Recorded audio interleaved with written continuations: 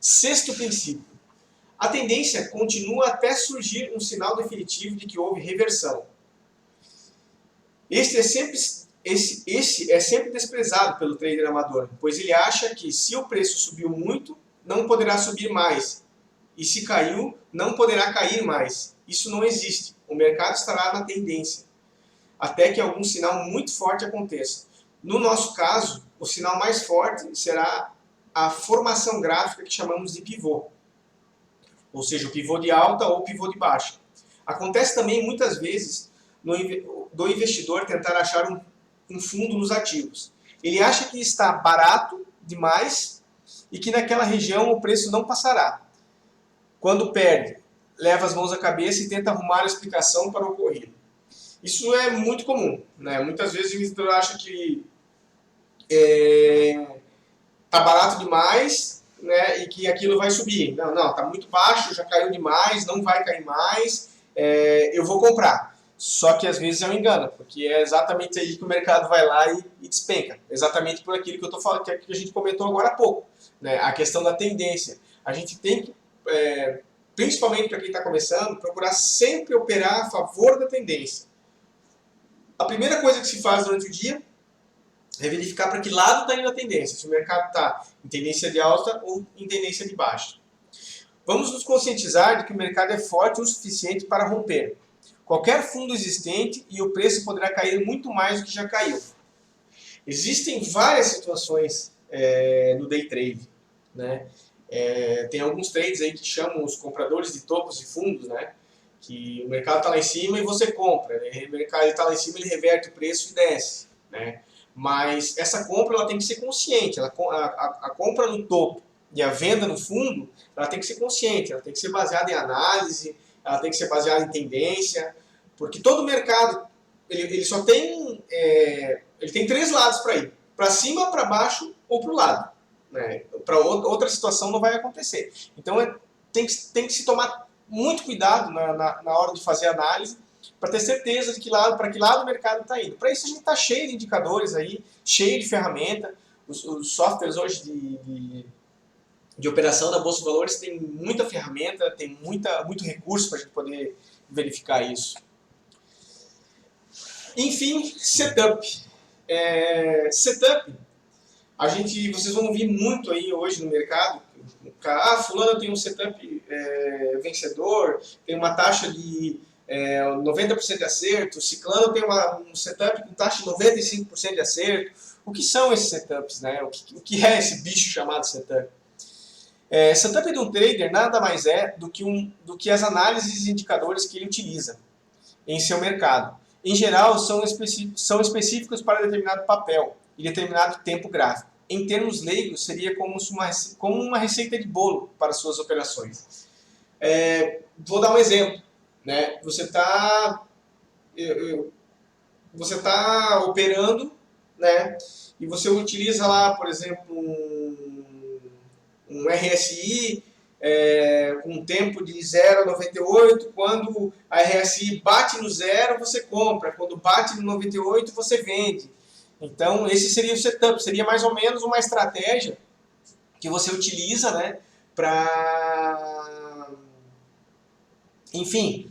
fazer a compra, para decidir uma compra ou uma venda.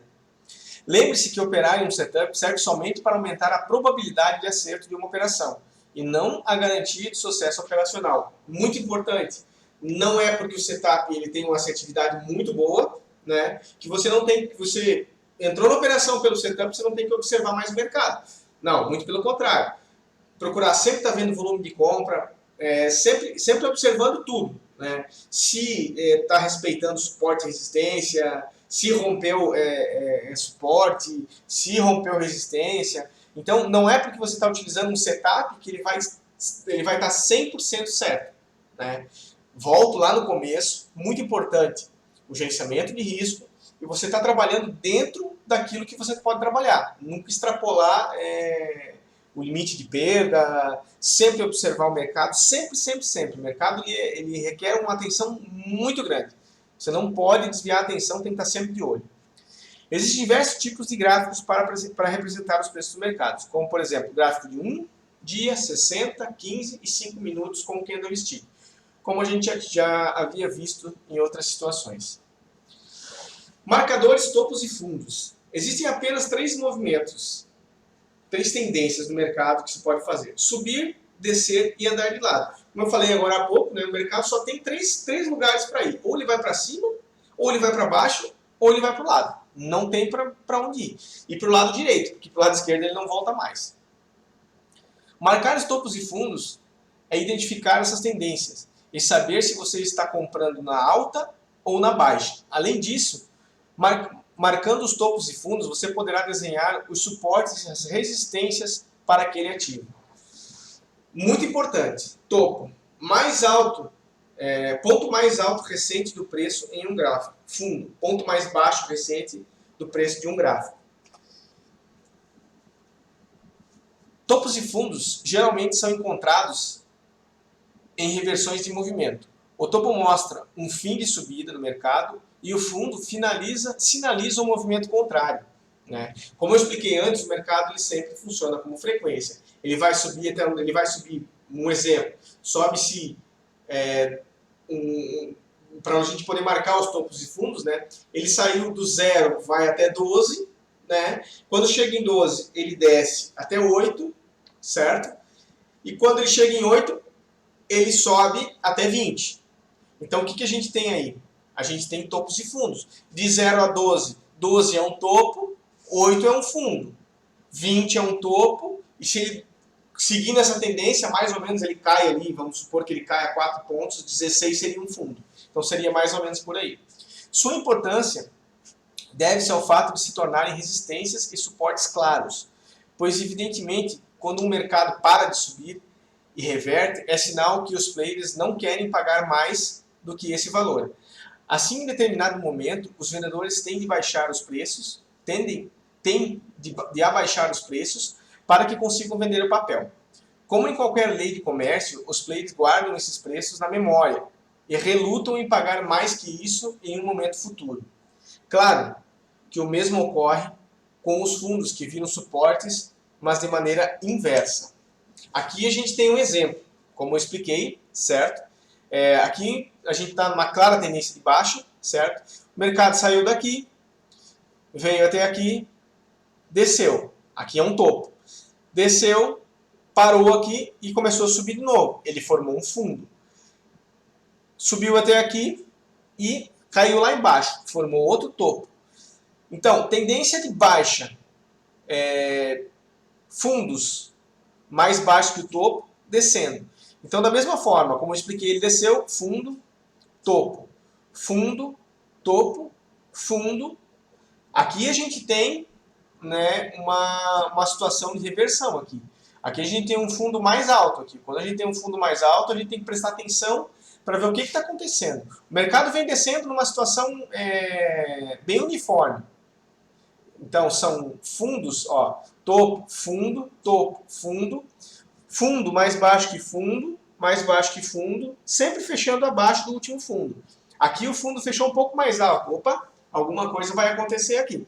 Então, essa é a situação onde a gente precisa prestar bastante atenção. Suportes e resistências.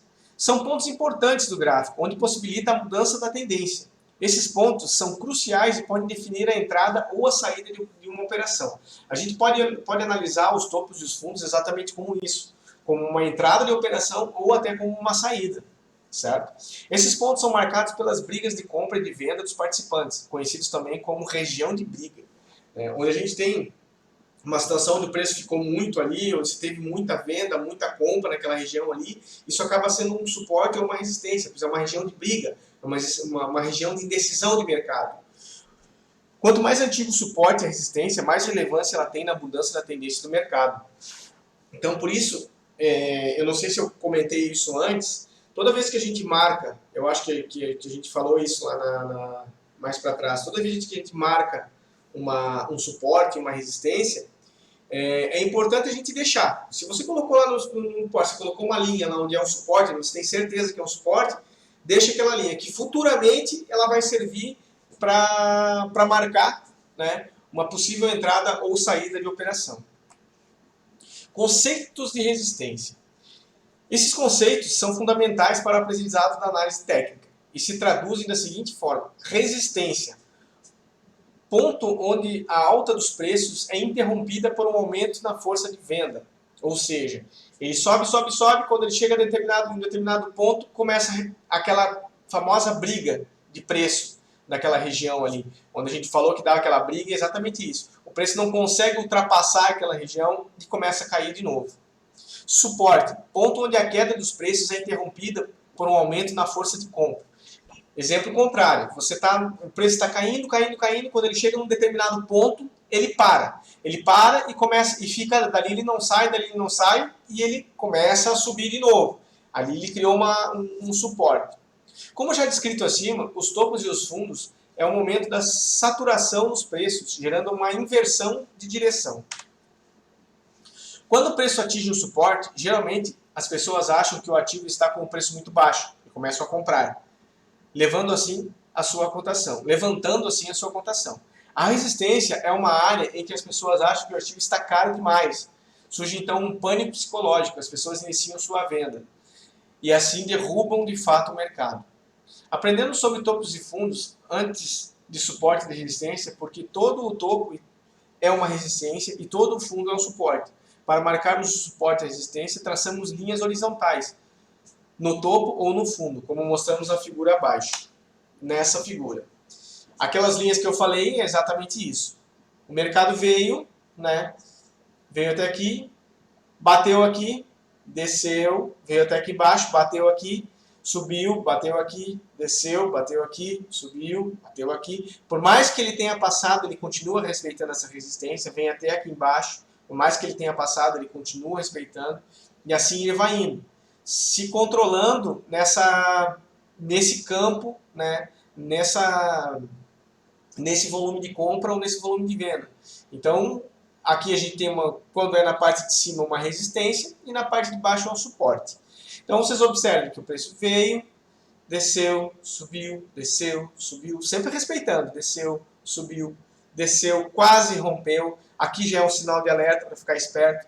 Subiu, desceu, quase rompeu novamente, subiu, tocou na linha de resistência, desceu, tentou subir e aqui ele rompeu a resistência. Então aqui a força vendedora ganhou aquela batalha, porque toda vez que chegava aqui, na parte da venda, toda vez que chegava ali, existia uma briga. Então essa briga acontecia entre os players. Então nesse canto, nessa posição, eles conseguiram vencer essa batalha. E aí o preço desceu e foi embora. Obviamente, como o mercado ele é assim, ele forma ondas, frequência, ele voltou novamente, voltou, tocou na resistência aqui de volta, veio até o suporte, aqui que a gente chama de pullback, e subiu, rompendo aqui a resistência. Pontos importantes que devemos saber sobre suportes e resistência. Quanto mais vezes o preço bater no suporte ou na resistência e respeitá-la, mais força eles terão. Uma resistência de 5 anos é mais forte que uma resistência de 1 mês. Quanto maior a distância entre o suporte e a resistência, mais poderosa ela será. Rompida uma resistência, ela automaticamente se transforma em um suporte, como a gente explicou no exemplo anterior.